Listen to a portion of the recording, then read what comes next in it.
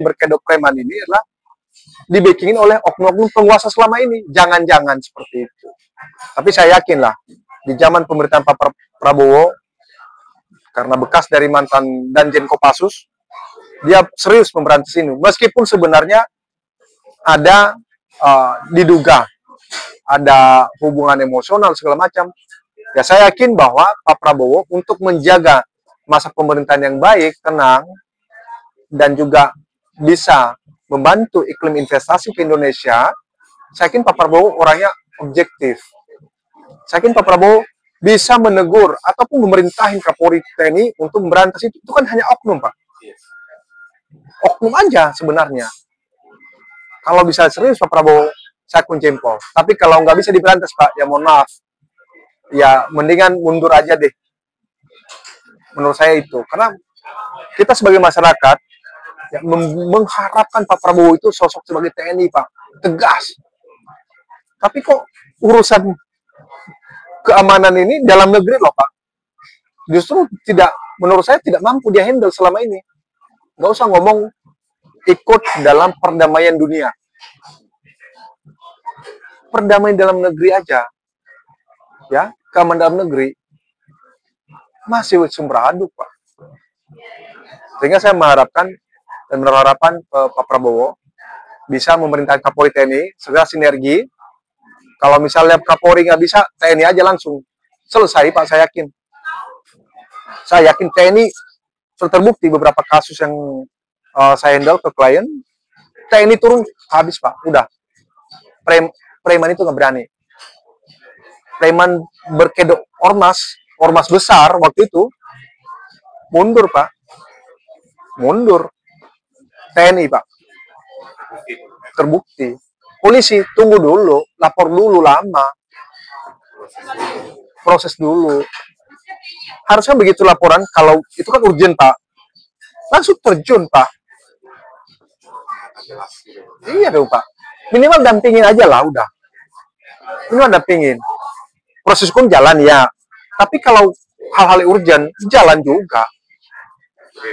Iya dong, paralel harusnya.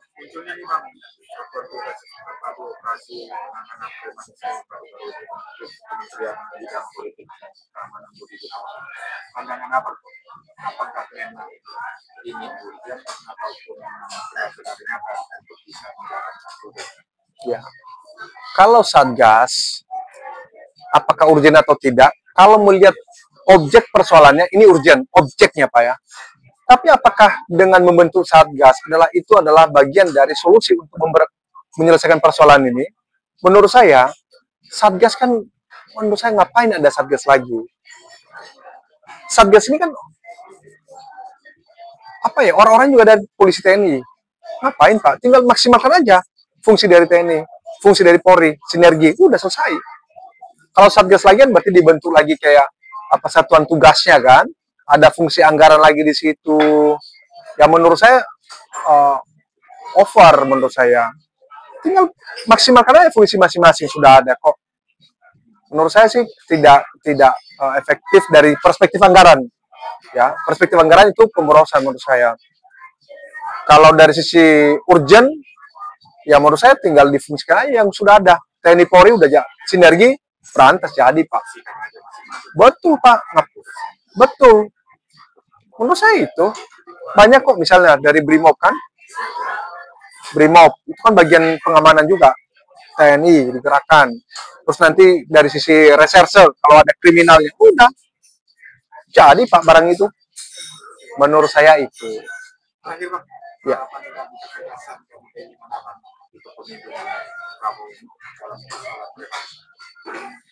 Ya, saya berharap Pak Prabowo itu benar-benar serius ya memberantas premanisme di Indonesia. Kenapa? Karena Pak Prabowo itu kan sosok TNI ya, Pak ya. Seperti yang saya katakan tadi, bahwa beliau itu mantan Danjen Kopassus, Pak.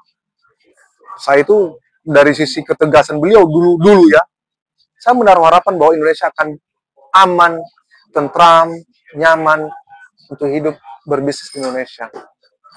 Tapi justru dalam beberapa bulan terakhir pemerintahannya justru malah tidak. Saya merasa bahwa itu sebaliknya.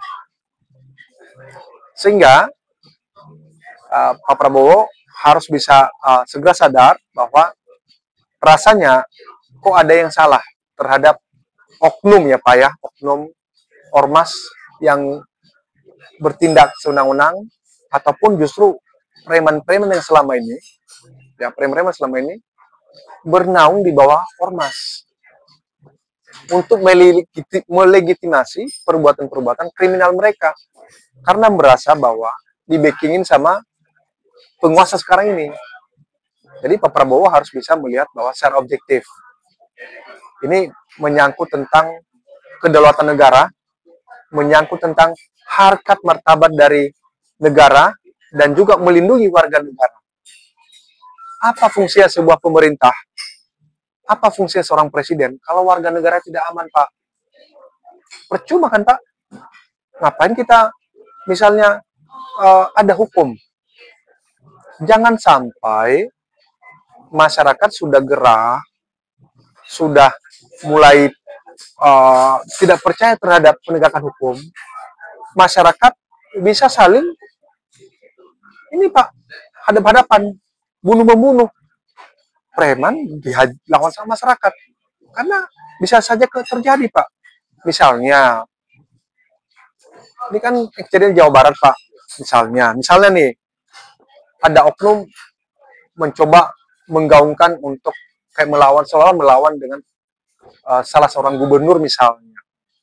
Itu kan masyarakatnya kan bangkit Pak. Peduli.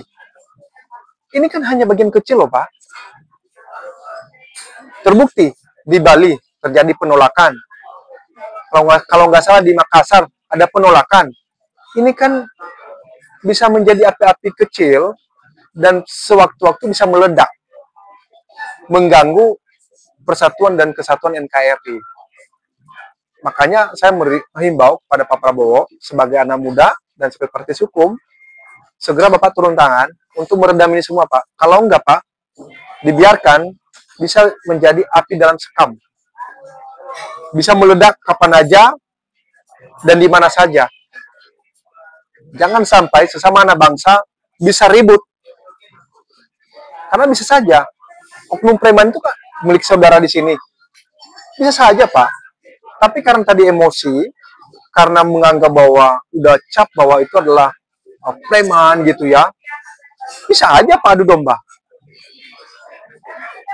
Dan yang terpenting Pak, dalam konteks pandangan kita terhadap pandangan negara luar yang ingin mengobrak-abrik Indonesia, yang ingin Indonesia tidak bisa bersatu padu, yang ingin Indonesia tidak bisa menjadi negara maju, jangan sampai isu-isu kecil ini, persoalan kecil ini, ditunggangi oleh kepentingan luar negeri, Pak.